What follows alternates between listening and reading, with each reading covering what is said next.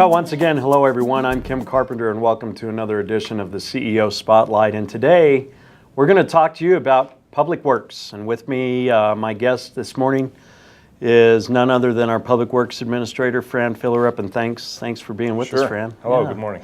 You know, there's a lot that goes on, obviously, in the county, and one of our biggest responsibilities, obviously, is within Public Works and the things we do there. Fran, tell us about the department in general, what you do. Sure. and what happens in day-to-day operations. Sure. San Juan County is responsible for over 700 miles of road, over 200 miles of paved, and then gravel roads and dirt roads throughout the county. And so road construction and road maintenance is a big part of what we do every day. And we have traffic control that we have to put into place as well. San Juan County Public Works operates 12 transfer stations throughout the county. What is a transfer station? Sure. Outside of cities where people have curbside pickup, a lot of residents take their trash for disposal to transfer stations that then the county picks those up at the waste at the transfer stations and hauls it to the landfill. So we provide that service for a fee at 12 transfer stations throughout the county. Which is really very convenient for the citizens if you look at it.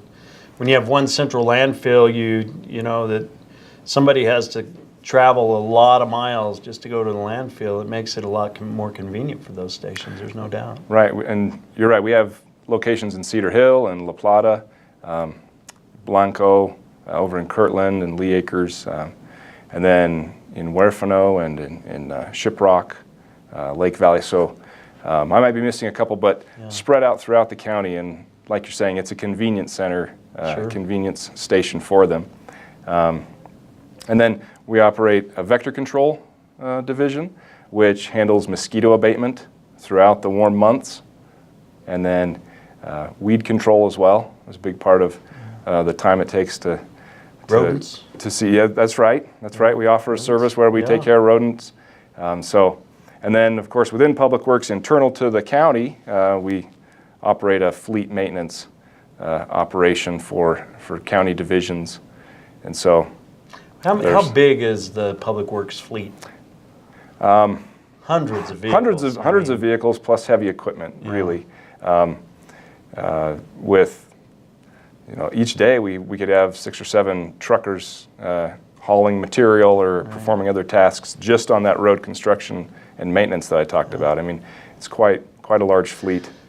People seem to get a little bit confused about, they oftentimes I'll even get phone calls about certain roads and why aren't you taking care of this road? In fact, what's really interesting, people will always say, man, you guys have got to fix the highways. What's wrong with these highways? And you guys, I know, deal with that as well, but you've got different jurisdictions that have different roads. Talk about that. Sure. You're actually talking about, honestly, one of the most frequently asked questions. And so, obviously, U.S. highways and then state roads are the jurisdiction of the New Mexico Department of Transportation. And then we don't do maintenance on any roads within the Navajo Nation, but that still leaves, like I said, over 700 miles outside of cities that include paved roads, graveled roads, and dirt roads. And so we've got 3 classifications that any of those roads could have. A county maintained road is fully maintained by the county. We would do drainage maintenance as well as the road surface. There's a lesser county maintained status, which, as the name suggests, is limited maintenance, and so we run a motor grader on it 2 times a year, and then there are other roads that have been created throughout the years and throughout the county that have a non-county maintained status, and that's honestly the kind of road that we get a lot of calls about. And they were never built or designed to a county spec, a county specification for a road for the county to then take it over. And so essentially they're private roads. They're private roads, and it becomes the responsibility of those private citizens. And that's one thing that we try to emphasize to people is that they be aware of the kind of road that they're going to be living on when they buy property. You can check disclosure statements at the clerk's office when you buy real estate to know what's the status of the road and how's it going to be maintained. Yeah, that's, roads and the amount of roads that we have are always a challenge. And then you've got the inclement weather sometimes that causes problems, especially for roads that legally we cannot go on and do any work to unless there is really a disaster or an emergency, if you will. But there seems to be a lot of confusion about the classification. And I think people who go out and want to live in the unincorporated parts of the county, that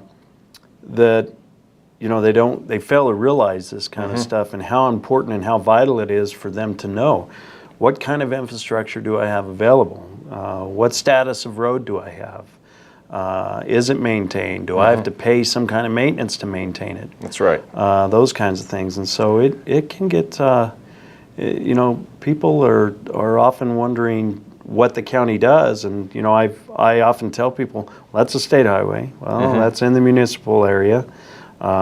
This is county, and this county, a lot of people don't realize this county is larger than two of our nation states in the District of Columbia, and we've got multiple jurisdictions, whether it's on reservation land or state or even federal lands, and roads that we do maintain on BLM land, those kinds of things that we have agreements with. But there's just a lot that goes into it.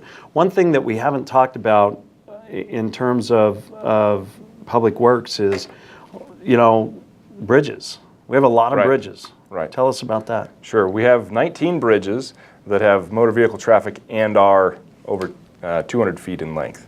Excuse me, 20 feet in length, which we've inventoried. And then we have a lot of crossings, which are smaller.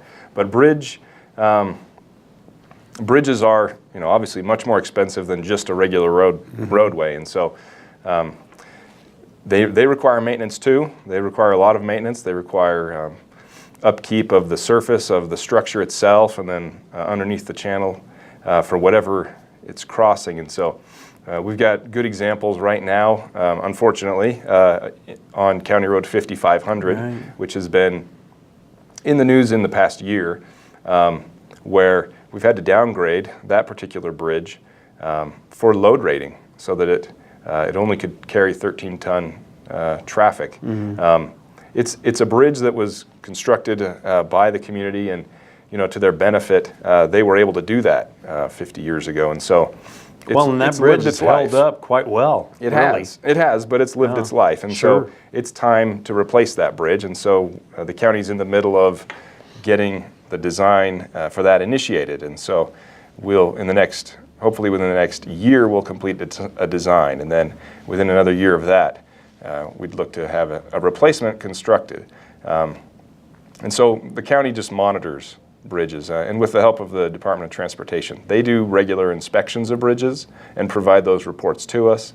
And then every few years, we have a structural engineer who's gone around and that we consult with, who's gone around and inventory just to keep a monitor on our bridge inventory. But it's a very costly part of the road network. We're not the only place that has these challenges with bridges. I mean, their bridges are an issue all over. And as is transportation.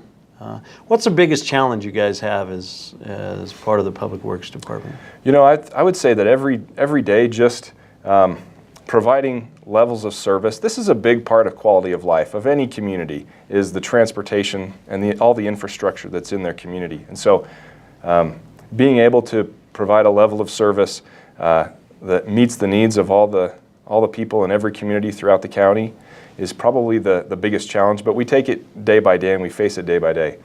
We plan for it, we try to utilize our equipment the best that we can and align the way that we do our work in order to provide a good level of service for all the roads throughout each neighborhood and each community in the county. Right. Well, good. Well, Fran, I can't say enough. I've really enjoyed you being a part of San Juan County. I know you're relatively new, Yeah. You've got a real dynamic team. You've of course, Nick Perrell, your right hand, and Yep, the deputy administrator. You've got some other new folks, and of course, you know, as retirements happen, things change. But I tell you, it really is one of the biggest parts of San Juan County and what you do, and the responsibility you have is immense. And I can't say enough about what you do for us, and just the things that you do to make the quality of life for people with regard to that infrastructure, the roads, keeping up with bridges and all that. It's a lot. Yeah, so I appreciate you. Thank you very much. Appreciate you taking the time to be with us. That's going to wrap up another CEO Spotlight. I do want to tell you and tell everyone, that is, I hope you enjoy your holiday season. May you have a safe and happy new year. And so we'll be back with more CEO Spotlights this coming year in 2018. Thanks for watching.